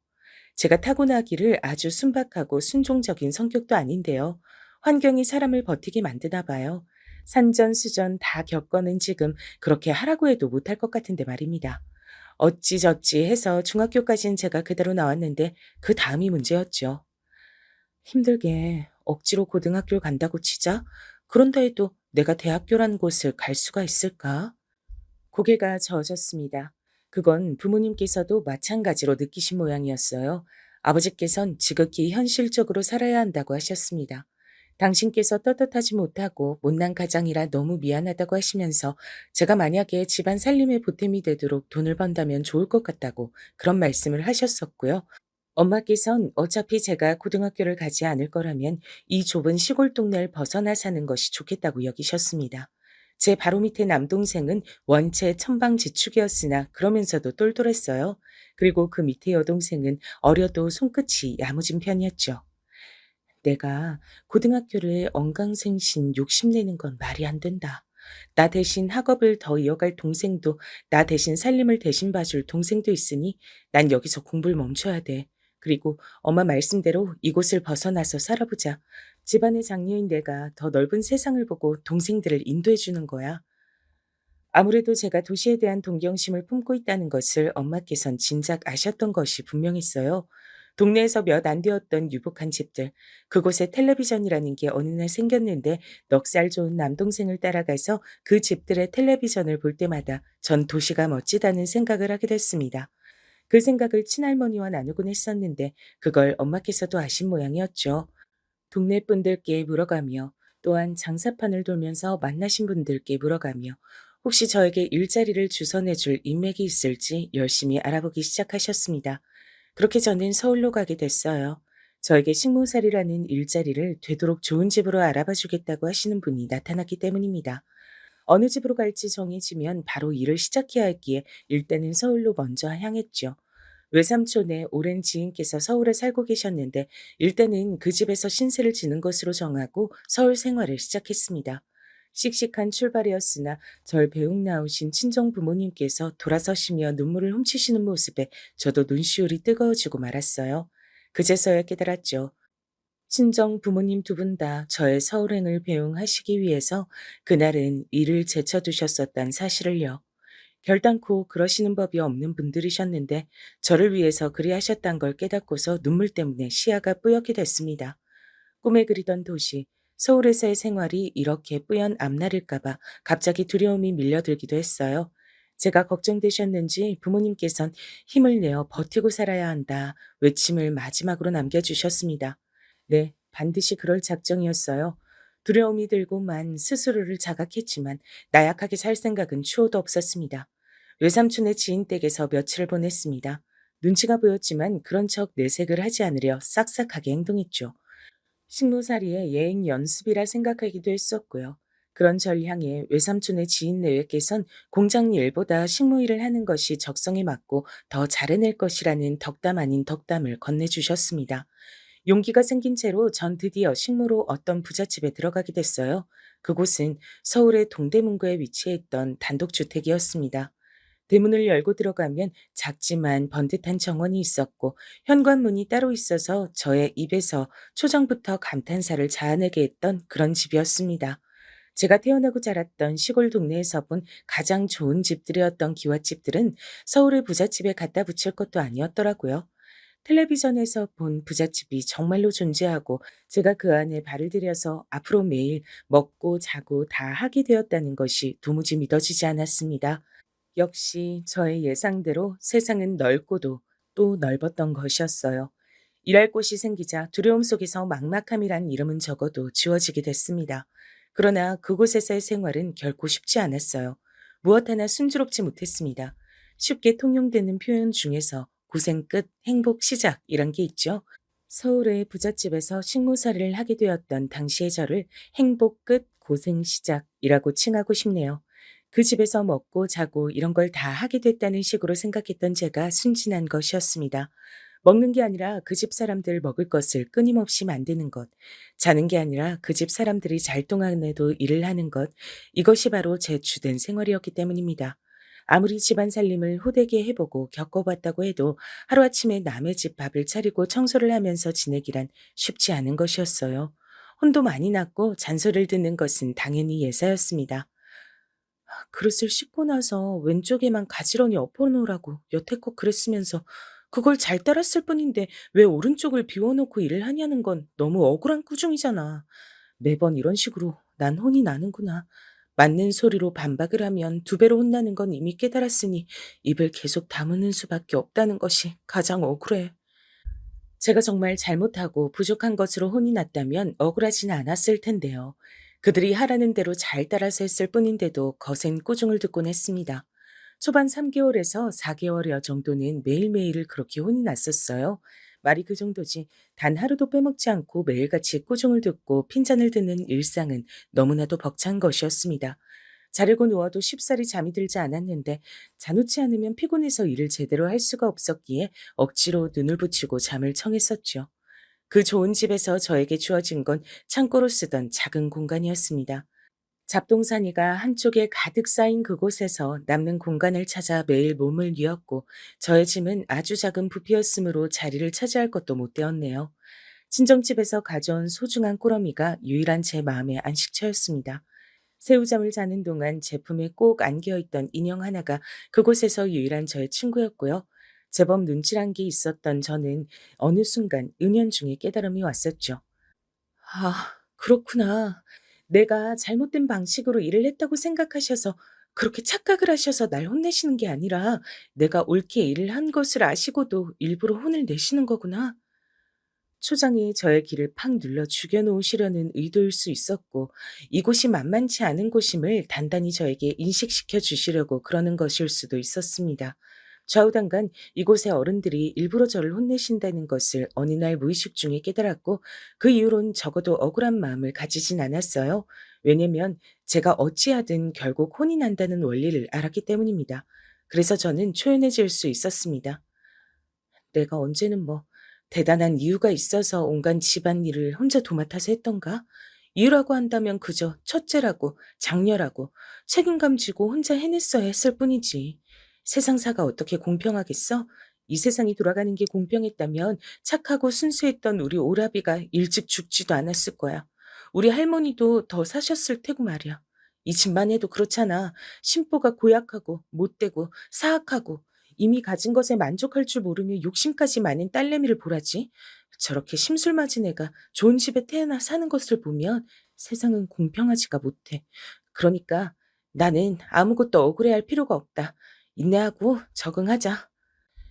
억울해하는 일 없이 그저 무덤덤하게 지적을 받아도 수더분하게 네, 죄송합니다. 이렇게 모든 것을 넘길 수 있게 되었을 무렵이었습니다.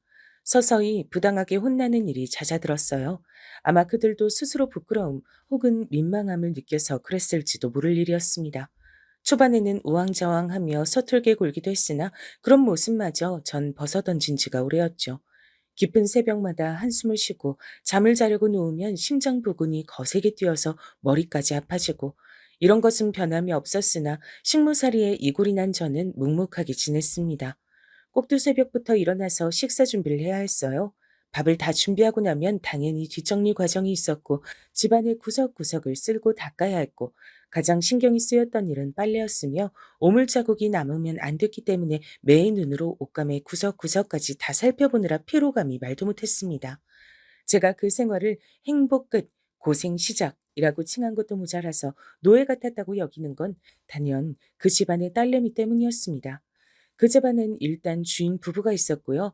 두 분 다 엄격하신 편이었으며 어린 제가 고군분투하는 모습을 안쓰러이 여기시는 한편 이 집안에 식모로 들어왔으면 본인들의 마음에 찰 만큼 죽도록 열심히 일을 해야 하는 게 당연한 거라고 여기시기도 했습니다.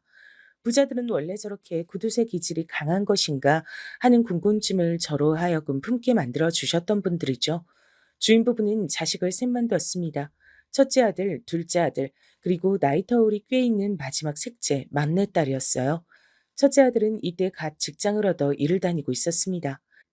제 기억으론 둘째 아들이 대학을 졸업하고 난 뒤에 무슨 특별한 공부 같은 것을 하느라 여념이 없었던 듯 싶네요. 막내딸은 고등학생이었는데요. 딱 봐도 저와 또래죠. 그냥 또래였다면 나았을 것인데 하필이면 저와 동갑내기였습니다. 네가 우리 집에 빌붙어서 지내게 됐다지? 너 나하고 나이가 같다면서?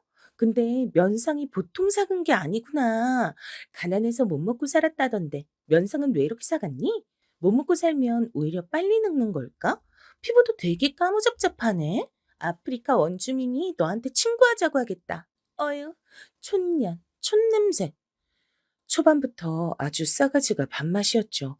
전 너야말로 면상이 밥맛 떨어지게 생겼다. 이렇게 확 응수를 해주고 싶었으나 어떻게 그럴 수 있었겠나요? 세상사가 절대 공평하지 않은 것을요. 전 기분 나쁘단 티를 전혀 내지 않은 채 순한 미소를 얼핏 지어 보였습니다. 아, 응. 일단은 며칠만 우선 일을 해보기로 한 건데 내가 그래도 꽤 잘 보였나 봐. 열심히 했더니 여기서 이제 쭉 일을 계속하게 됐어. 앞으로 매일 볼 테니까 지내는 동안에 잘 부탁할게. 뭐? 잘 부탁할게? 잘 부탁한다고? 뭐를? 네가 나한테 왜 뭐를 부탁하겠단 건데? 아, 아니, 난 그냥 앞으로 잘 지내보자는 뜻이었어. 이 촌년이 미쳤나? 아님 돌았나? 얘, 네가 무슨 수로 나랑 잘 지내볼 건데? 뾰족한 수라도 있니? 가난뱅이 촌년 주제에 우리 집 와서 황송한 곳에서 사는 체험을 해보게 됐으면 그저 감사하다고 눈물이나 흘릴 것이지. 당당한 척하는 것 좀 봐. 아, 마음에 안 들어. 우리 엄마 말이 맞아. 이런 건 초반에 길을 확 잡아놔야 돼. 그래야 까불지 못하지. 일하게 된 집에서 동갑내기를 만났으니 저는 적당한 인사를 한 것뿐이었습니다. 그런데 그 막내딸은 저에게 모욕을 주고 싶어서 안달이 나 있는 사람이었어요.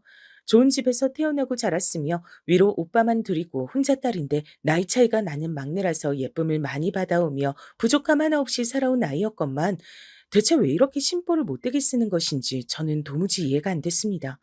만약에 제가 이런 집에서 태어났다면 누구보다도 행복하게 선한 마음으로 살 텐데 그런 생각이 들자 기가 막히고 씁쓸하기도 해서 피식 웃음이 났어요. 그러자마자 짝 소리가 크게 났고 제 고개가 어느새 한쪽으로 돌아가 있었습니다. 맞은 뺨이 후끈거렸죠. 네가 날 비웃은 거니? 감히? 어디서 그딴 표정을 지어? 야, 이 건방진 촌년아, 너는 위아래 구분을 좀 할 필요가 있겠다. 오해를 한 모양인데 나는 절대 너를 비웃으려고 그런 게 아니었어.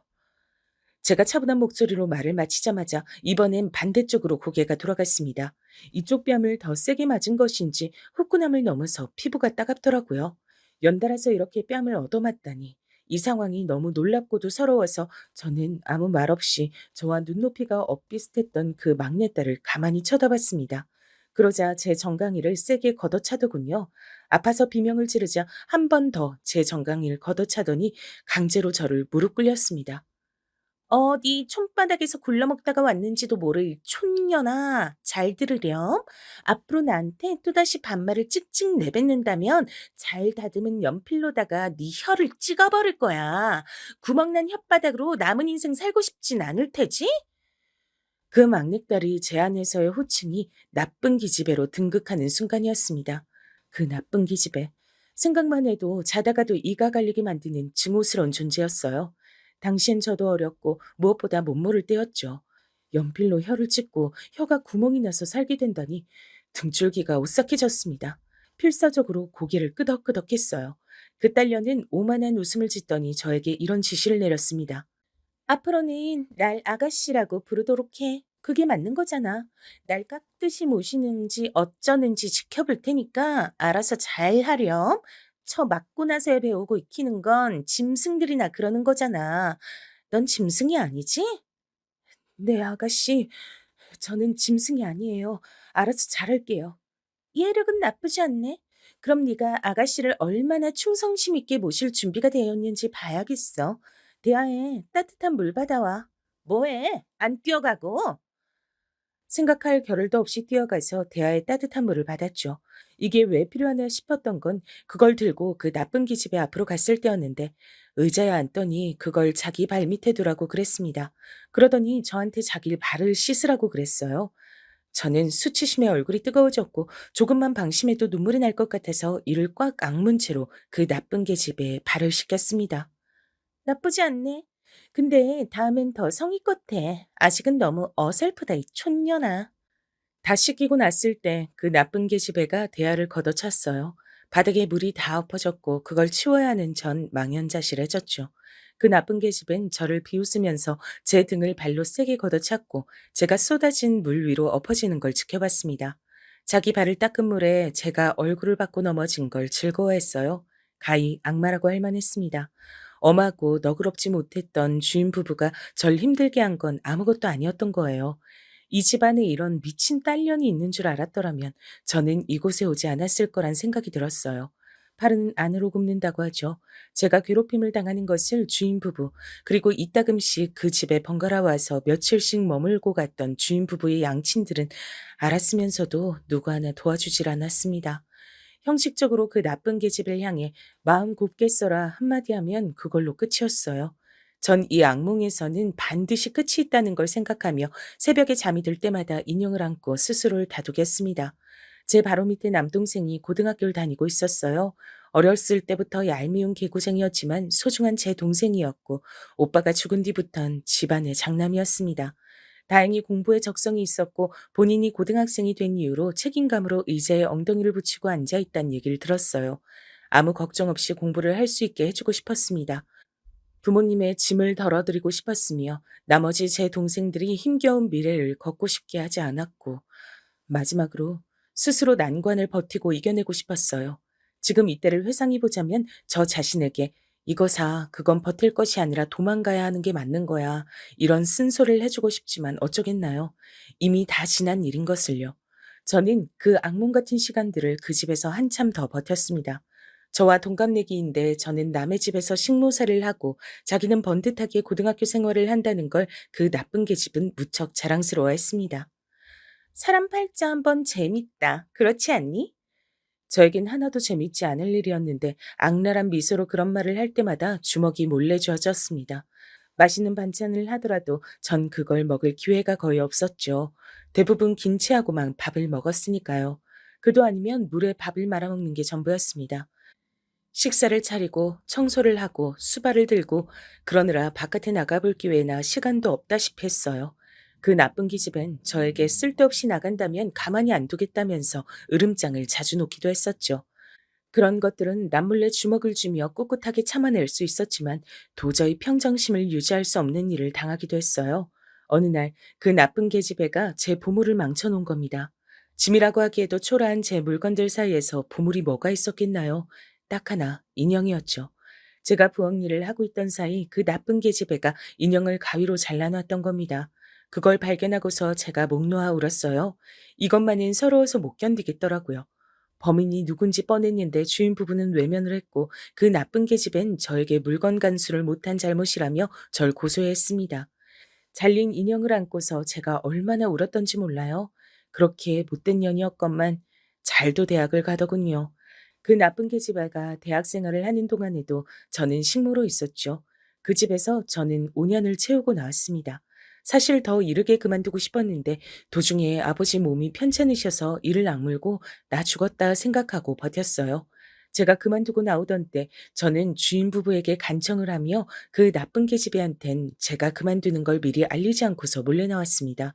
안 그랬다면 마지막이라 생각하고 저를 더 괴롭힐 게 뻔했으니까요. 그만둘 때 주인 부부에게 받은 건 그 집에 선물로 들어왔던 수저와 젓가락 세트였습니다. 그게 5년간의 노고를 뜻하는 퇴직금이었네요. 지금 생각하면 서럽고 어이가 없을 따름이에요. 그렇게 힘든 시간들이었으나 제 바로 밑에 남동생, 집안의 장남이 서울대를 나왔다는 게 보람이었습니다. 바로 이것만 생각하면 제가 식모살이를 하며 얹힌 체중이 풀리고 하는 것이었죠. 또한 남동생은 좋은 직장을 얻자마자 돈을 현명하게 관리했어요. 아무하고나 다 친하게 지낸다고 어릴 적에 제가 혼을 냈었는데 남동생이 그런 성격이 다 인맥으로 돌아와서 승승장구를 했죠. 집안의 장녀, 장남이 열심히 사니까 동생들도 엇나가지 않고 잘 따라와서 자라주었고요. 이런 집안이니까 기꺼이 사돈을 맺고 싶다 하시며 시댁도 처음부터 절 반겼습니다. 참고로 남편은 남동생의 일맥을 걸쳐서 만났고 저보다 2살 연하랍니다. 어렸을 때 고생 많이 했고 자수성가했다 이런 얘기를 자주 하던 남편에게 저는 식모살이 얘기를 차마 못하고 살았죠. 저는 첫째, 둘째, 연달아 아들만 낳아 시댁 식구들 입을 찢어지게 만들어서 한 번도 시집살이를 안 당하고 살았습니다. 둘째를 낳고 5년 뒤에 막내딸을 낳았어요. 사랑만 주고 키웠지만 오만 방자하게 되지 않도록 신경을 썼던 것은 그 정신 나간 나쁜 계집애가 생각나서 그랬습니다. 아들 둘을 차례로 장가보냈고 딸은 결혼 생각이 없다고 하길래 존중해줬죠. 친정 식구들도 아무 말 얹지 않고 저희 딸을 존중해줬답니다. 그런데 그랬던 애가 어느 날 결혼을 하겠다고 그래서 온 집안 식구들이 다 놀랐어요. 2년여를 만났다 헤어지다 반복했던 남자친구와 기어이 결혼을 하겠다고 그러더군요. 솔직히 나는 그 사람한테 확신이 없어서 결혼까진 생각 못 했었는데 그 사람이 날 워낙 아껴주고 위해주고 사랑해줘서 결국은 흔들리게 됐어요. 나 아니면 죽겠다고 하는 사람을 내가 인생에서 또 만날 수 있을까 싶더라고요. 저희 딸이 그 청년을 사랑하는 것보다 그 청년이 저희 딸을 사랑하는 게 훨씬 더 커 보였습니다. 저도 일전에 그 청년을 2번 본 적이 있었는데 그런 인상을 받은 바였죠.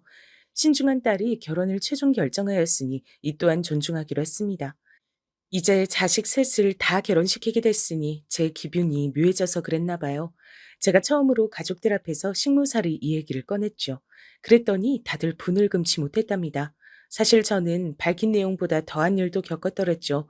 그런데 참고 산 제가 미련하고 초라해서 감추게 되는 것 같아요. 그 나쁜 기집애. 볼 때마다 내가 속으로 심술점이라고 생각했던 면상에 있는 그 점도 그대로일까 싶고 아마 세월이 많이 흘러서 알아본다는 쪽이 신기하겠지만 나는 길 가다 마주쳐도 왠지 느낌으로 알아볼 수 있을 것만 같아. 오랜만에 그 나쁜 계집애를 회상한 전 긴 세월 동안 한 번도 안 마주친 걸로 봐선 이 좁은 땅에 사람이 많이 살긴 진짜 많이 산다는 생각 정도만 했습니다. 그런데 이게 웬일이란 말입니까? 그때로부터 몇 주가 지나 간단히 상견례 자리가 열렸을 때였어요. 저는 그 청년만 알았고 상대 집안은 잘 몰랐으니 만나서 서로에 대해 알기나 하자 싶어서 그런 마음으로 나갔습니다. 어머나, 우리 사부인 너무 고우시고 기품이 넘치시네요. 어쩜. 그런데 상대의 모친이 다짜고짜 저한테 온갖 좋은 소리를 다 해주시더군요. 이미 저를 사부인이라고 칭하신 건 물론이고 부친 되시는 분도 표정은 인자하고 좋게 꾸며내려고 애를 쓰시는 게 보였고요. 저와 남편이 편한 태도로 자리한 것과는 정반대였습니다. 그 청년이 저희 딸을 너무나도 깊이 사랑하고 처음에도 절절하게 구애를 해서 만났다 그러고 도중에 헤어지게 됐을 때도 그쪽에서 울며 불며 난리를 쳐서 저희 딸이 받아줬었고 이런 것들은 아마 그 양친께서도 잘 아시는 모양이었습니다. 어떻게든 결혼을 무사히 성사시키고 싶어서 안달이 난 기색이었죠. 좋은 게 좋은 거란 생각으로 대충 장단을 맞춰드리고 있었는데 아까부터 자꾸 저의 신경을 건드리는 뭔가가 있었습니다. 저도 모르게 모친 쪽의 얼굴에서 점을 유심히 보게 되더라고요. 그러던 도중 어떤 말을 듣고서 제 머릿속에 전구가 파밭하고 켜졌는데요. 그건 바로 그 모친이 저희 딸을 보면서 나도 오빠만 둘 있는 막내딸이라 귀하게 자랐다 즐거운 목소리를 낸 것이었습니다. 저희 딸을 향해 사이좋은 시어머니와 며느리가 되어보자며 넉살 좋게 말을 늘어놓는 그분을 보며 저도 모르게 이렇게 입을 열고 말았어요. 잠깐, 그쪽은 설마 최혜진? 그 나쁜 기집애? 순식간에 정막이 감돌았죠. 저는 무의식적으로 그렇게 입을 열고 만 것이었지만 그와 동시에 확신 또한 들고 있었어요. 제 딸의 예비 시어머니이자 제 예비 사돈. 그 사람이 바로 그 옛날 제가 식무살이를 하던 시절에 저를 죽도록 괴롭혀댔던 천하의 나쁜 계집애였던 겁니다. 네? 사부인, 제 이름은 어떻게 아시고, 제가 이름을 말씀드렸던가, 안 드렸던가, 가물가물한데, 그보다 저한테 뭐라고 하신 건지? 들었잖아요. 나쁜 계집애. 아직도 내가 누군지 모르겠어요? 어머나, 사부인. 제가 사부인처럼 우아하고 기품 넘치시는 분을 알았다면 진작에 아는 척을 했겠죠. 도통 저를 어떻게 아신다는 건지. 저는 영문을 모르겠네요. 그래요? 그럼 혹시 이렇게 불러줘야 그 쓸모없는 기억력이 힘을 낼까요? 아가씨?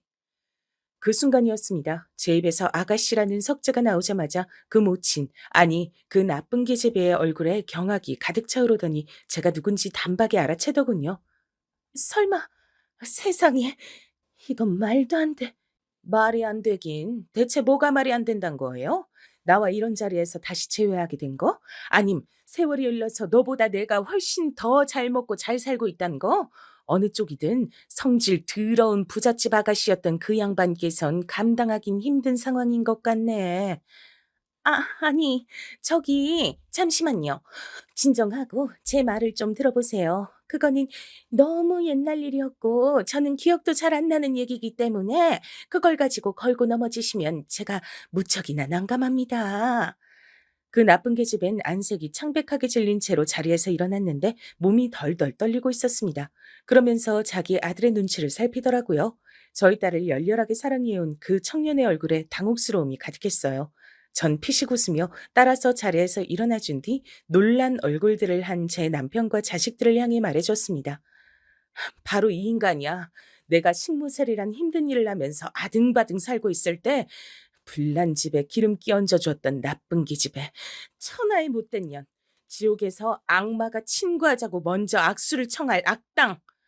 제 말이 끝나자마자 딸이 자리에서 벌떡 일어나더니 물컵을 들어서 당장 그 나쁜 계집애한테 끼얹었습니다. 그리고 제가 놀랄 새도 없이 나쁜 계집애와 그 아들을 번갈아 쳐다보며 이렇게 외치더군요. 우리 엄마를 죽도록 괴롭혔던 그 악랄한 사람이 바로 당신이었어요? 집안이 옛날엔 잘 살았다가 점차 가세가 기울어서 자는 시간까지 아껴가며 열심히 노력하고 살았단 이야기 들었을 땐 굉장히 마음이 짠했는데 이제 보니까 그럴 필요가 없었네. 신부가 그렇게 못돼 처먹었으니까 가세가 기울 수밖에 없었겠지. 인과응보였어. 이런 집안의 아들하고 내가 결혼할 것 같아? 그러자 그 청년이 절망으로 얼굴을 감싸주며 벌떡 일어났고 자기 모친을 향해 이게 다 무슨 일이냐며 맹렬하게 따져댔습니다. 저는 제 딸이 망설임 없이 속 시원하게 굴어준 것이 놀랍기도 했고 감동이기도 했어요. 나쁜 계집은 양쪽에서 자기 식구들이 난리를 치는 와중에 멍한 표정으로 얼굴에서 뚝뚝 흘러내리는 물을 지켜보다가 이내 걸음을 옮겨 제 쪽으로 왔어요. 그러곤 입술을 꽉 깨물고서 무릎을 꿇더군요. 미, 미안해. 그때는 내가 잘못했어. 뭐라고? 말이 너무 짧아서 내 귀에 안 들리는데? 죄송하다고. 그렇게 말씀을 드리고 싶습니다. 옛날엔 제가 철이 없어도 너무 없었어요.